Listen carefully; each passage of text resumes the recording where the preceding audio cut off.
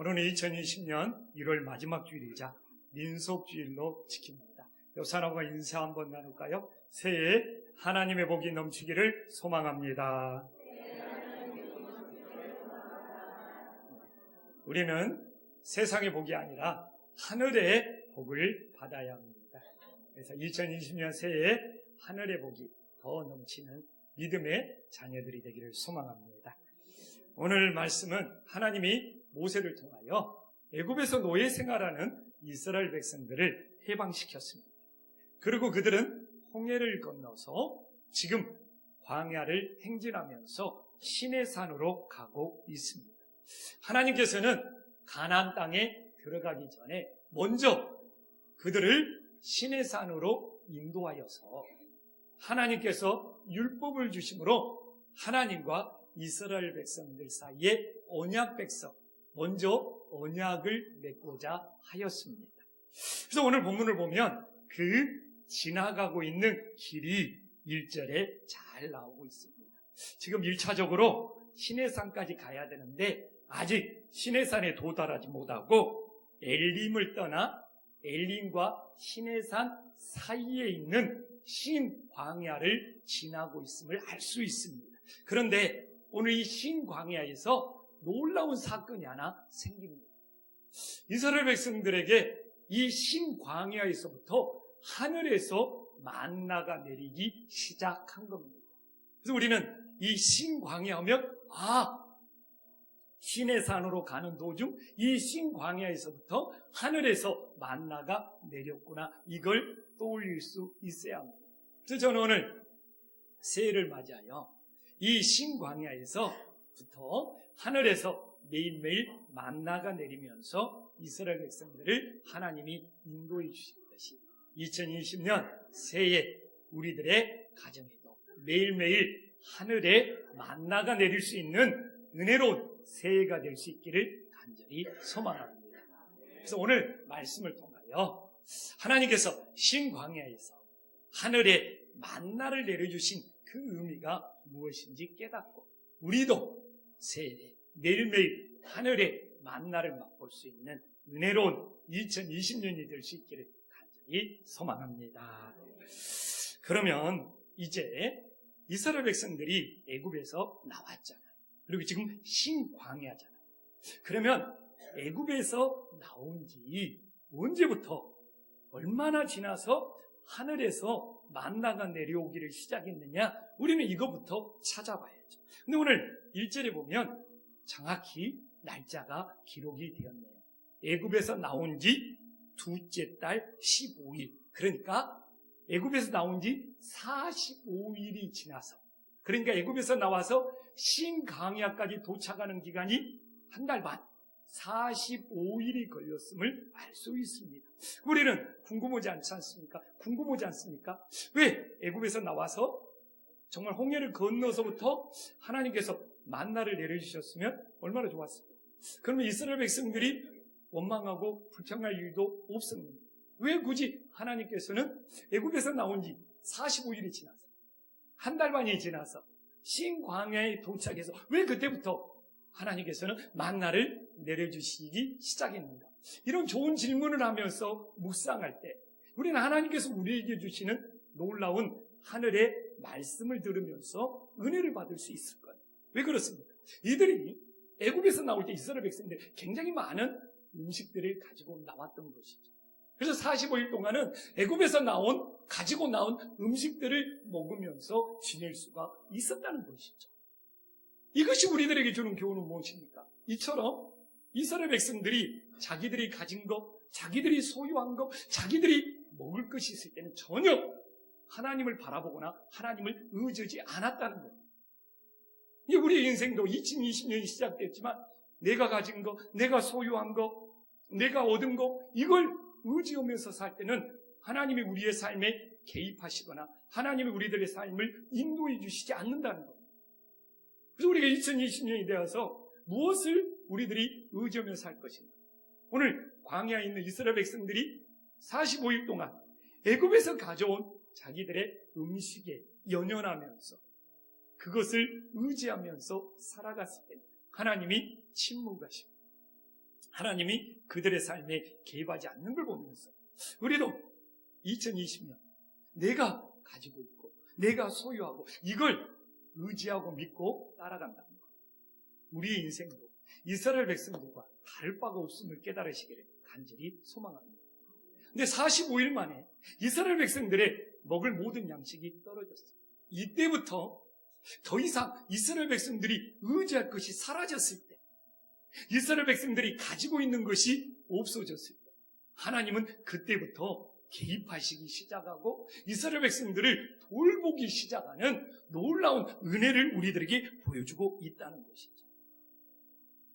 그래서 2020년 이 경자년 새해 정말 내 가진 것, 내 소유, 내게 있는 것, 이걸 우리들이 믿고 의지하는 것이 아니라 정말 우리들이 주님을 바라보며 주님을 의지했을 때 주님이 우리들의 삶에 개입하시고 우리들을 인도해 주시는 놀라운 은혜가 있음을 믿으시기를 간절히 소망합니다.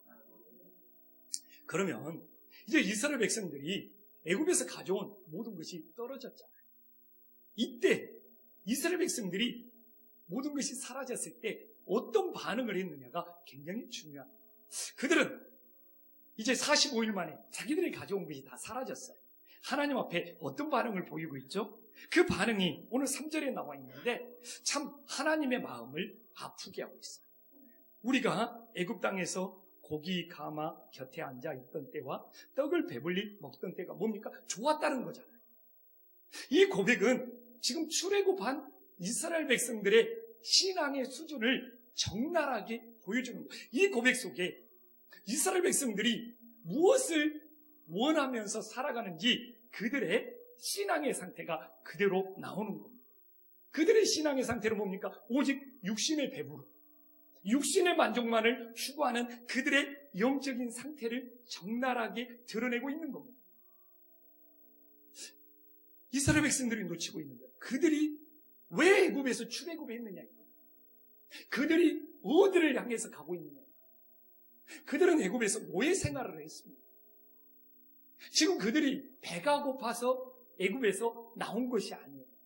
그들은 노예 생활을 하면서 확대를 받았기 때문에 모세가 그들을 해방시킨 것은 더 이상 노예의 삶이 아니라 하나님께서 그들에게 자유를 주시고 그들에게 하나님께서 새로운 가나안 땅을 주시고 그들은 이 모든 것을 망각해버리고 오직 육신의 배부름에 연연하고 있는 그들의 영적인 수준을 우리들에게 보여주고 있는 거예요.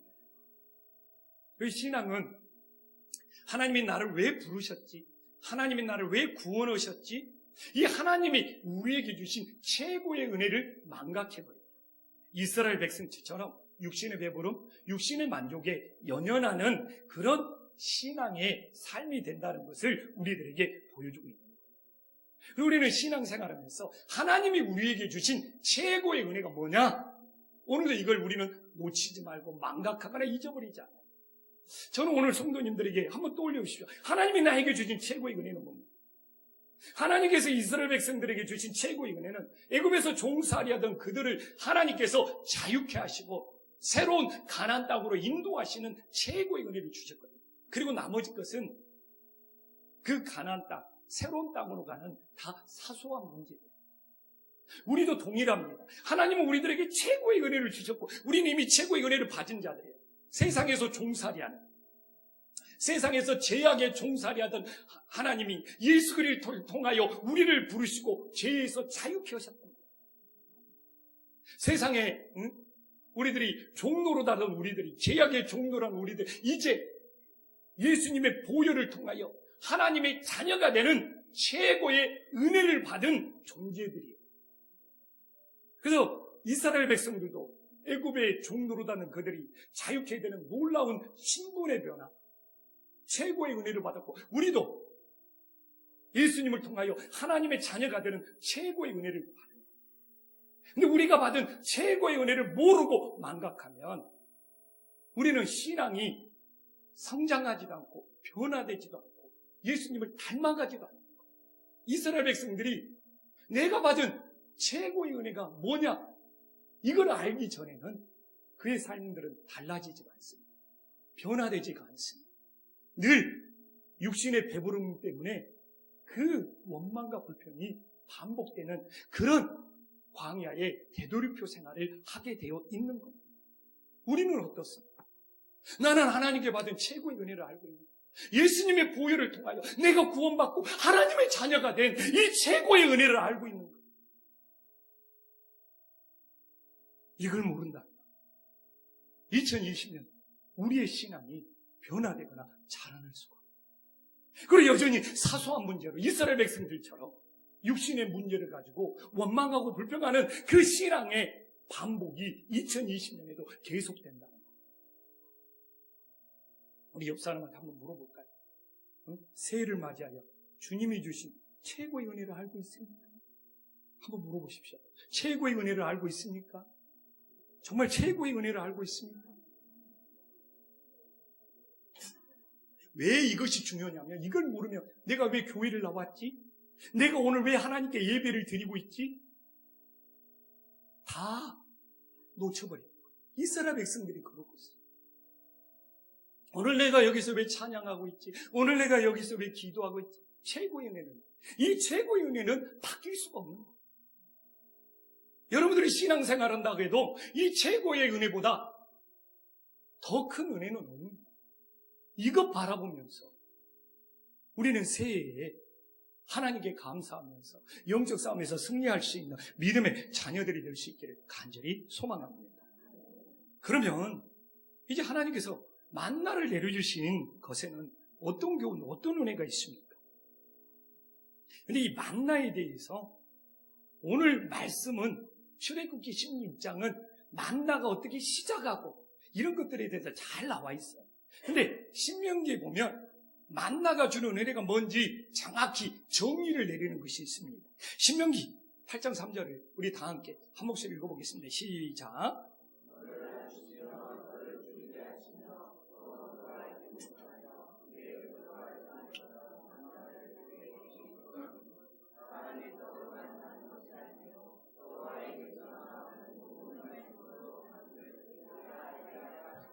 아멘.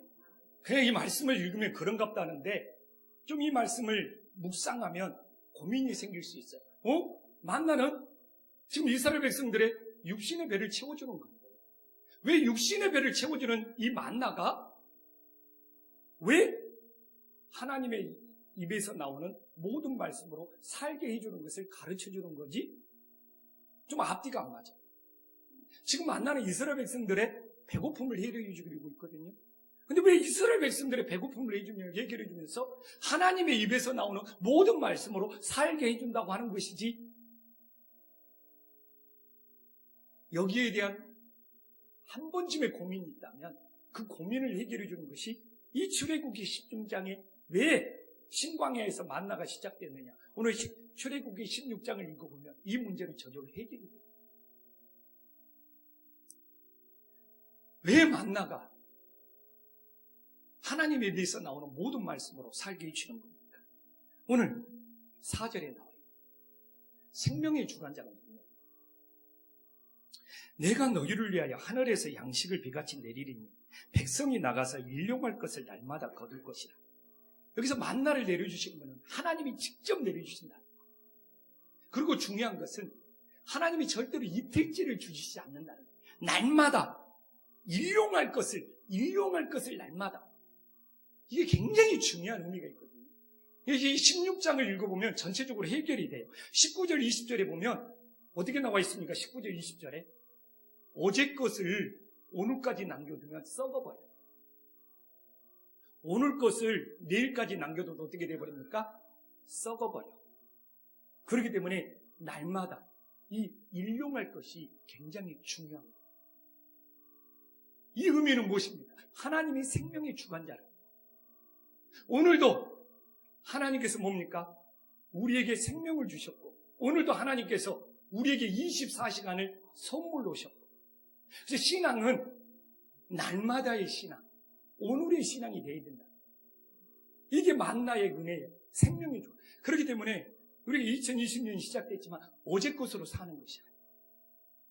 작년 것으로 사는 것이 아니에요. 지난날로 사는 것이 아니에요. 그래서 신앙은 자꾸 어제 것을 말하는 것이 아니에요. 내가 뭐 예전에 뭐 했고, 내가 예전에 뭐 봉사했고. 아니, 오늘, 날마다.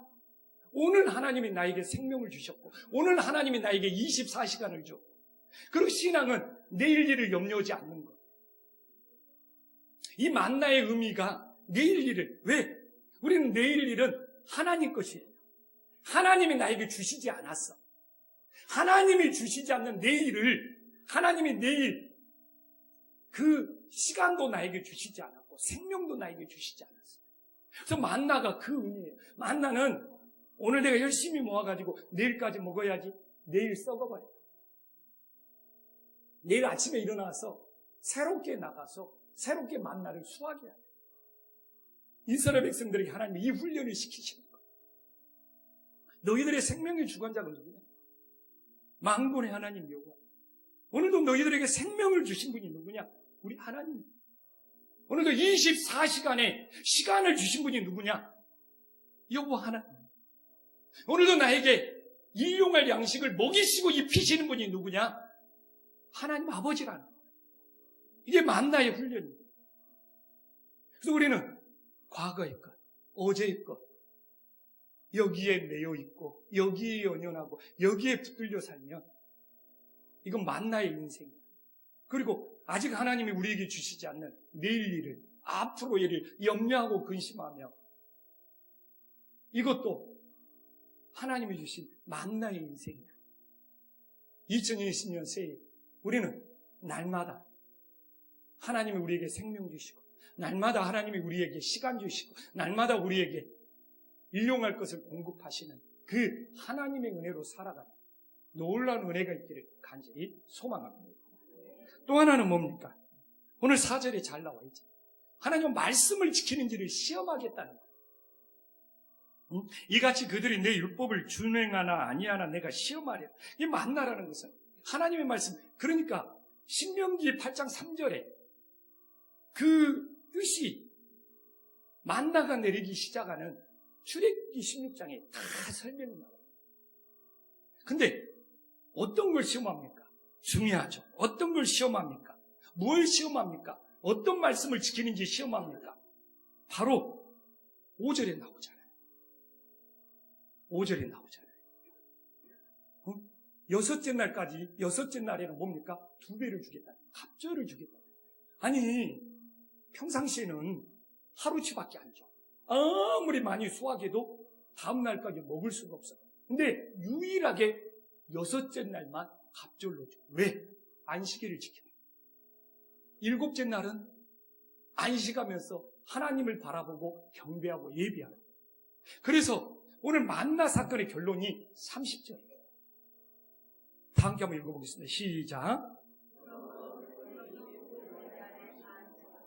근데 이게 이 훈련이, 이 시험이 애굽에서 노예 생활하는 이스라엘 백성들은 7째 날 안식을 해본 적이 없어요.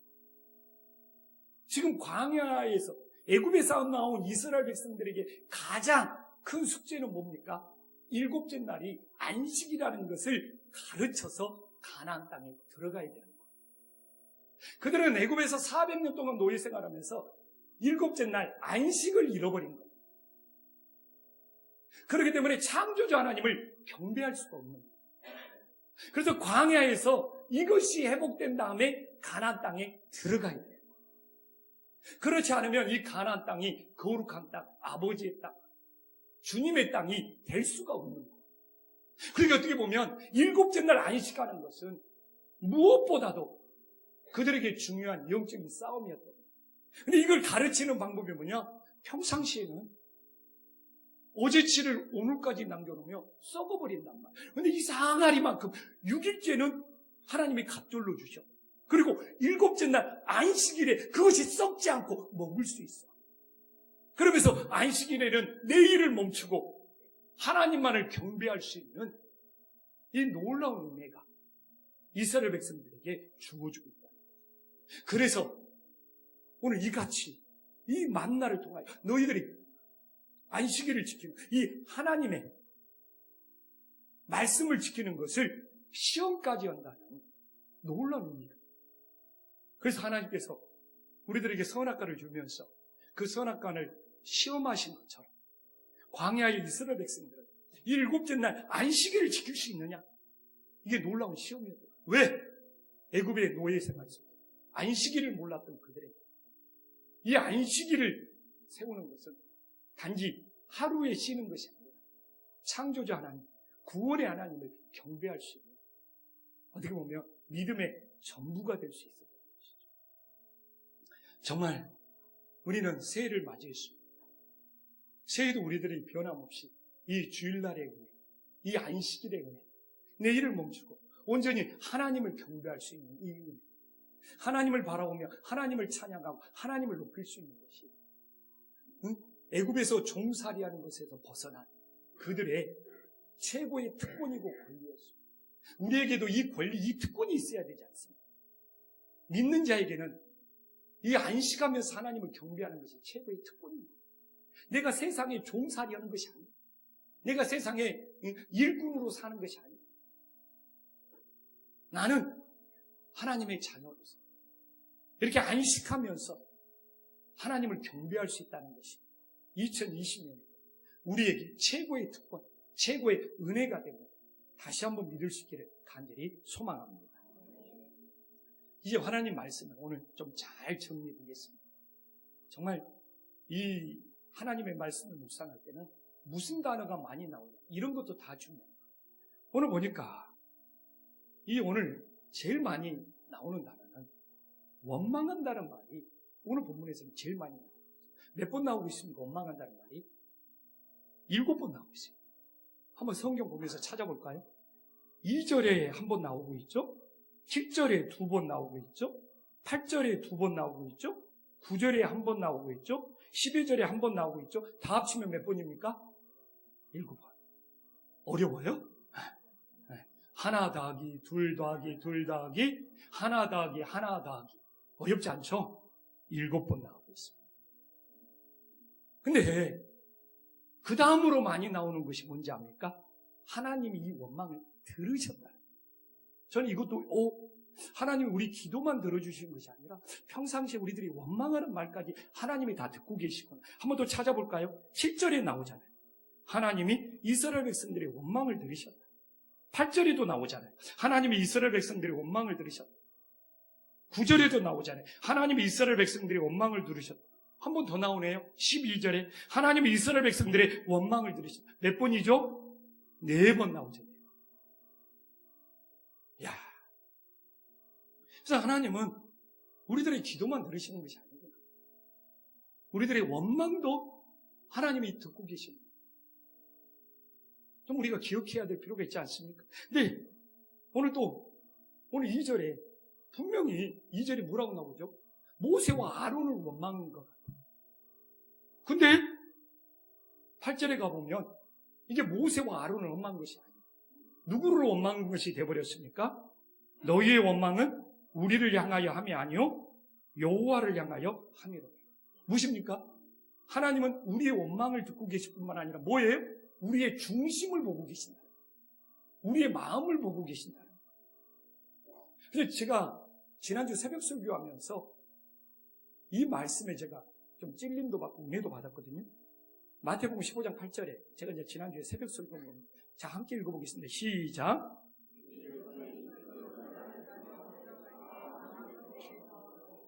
이 말씀이 겹치는 거예요. 이 오늘도 우리가 말로는 주여 주여, 말로는 입술로는 찬양을 부를 수 있지만 내 마음이 하나님을 공경하는 거예요. 내 마음이 하나님께서 멀어버리면 안 돼요. 이게 핵심인 거예요. 그래서 하나님은 우리 겉모습, 겉모양 이것도 중요하죠.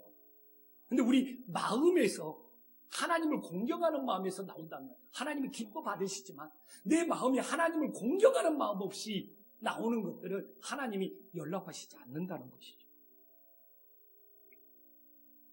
그러면 오늘 막 원망이 7번 나왔죠? 하나님이 막 그걸 들으셨어. 그리고 그거 모세와 아론 사람에게 온 것이 아니고 하나님 나에게 온 것이다. 이런 성경 본문이 나오면 좀 하나님이 막 진노하고 하나님이 막 책망하고 하나님이 분노하는 것이 당연한 수순인 것 같아. 근데 깜짝 놀란 것은 하나님이 오늘 본문에서 진노나 원망이나 책망이 나오지 않는 거예요. 내가 아무리 새해 처음부터 막 하나님이 진노하고 원망하고 이런 본문 택했겠어요? 근데 안 나와. 이게 이제 이 출애굽기 16장의 신비예요.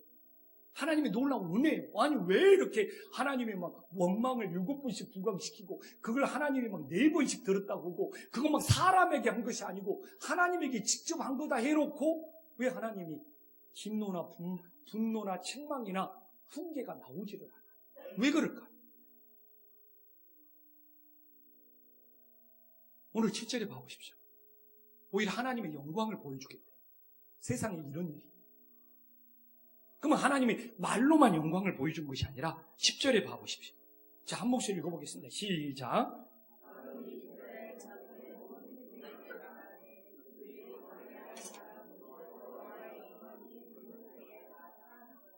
야, 이게 오늘 아니 하나님이 원망하는 이스라엘 백성들 책망이나 분노가 아니고 오히려 뭘 보여줘 버리는 거예요?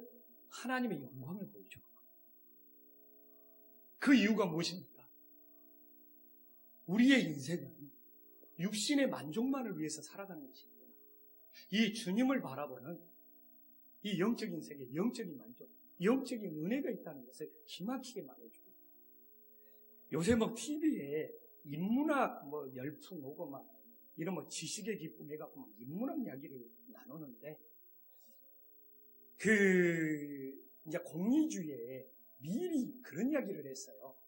배부른 돼지보다 배고픈 소크라테스가 낫다. 그래가지고는 이걸 가지고 막 TV에서 배부른 돼지로 살 건가, 배고픈 소크라테스로 살 건가, 막 이것 가지고 막 좀 한국의 이런 인문학 열풍이 뭐 약간 부럽나 봐요. 뭐 우리 성도님들은 오직 성경 봐서 그런 거 관심 없지만 그래, 한번 옆 사람한테 물어볼래요? 배부른 돼지로 살 겁니까? 배고픈 소크라테스로 살 겁니까? 뭐 이건 안 따라서 해도 돼요. 네.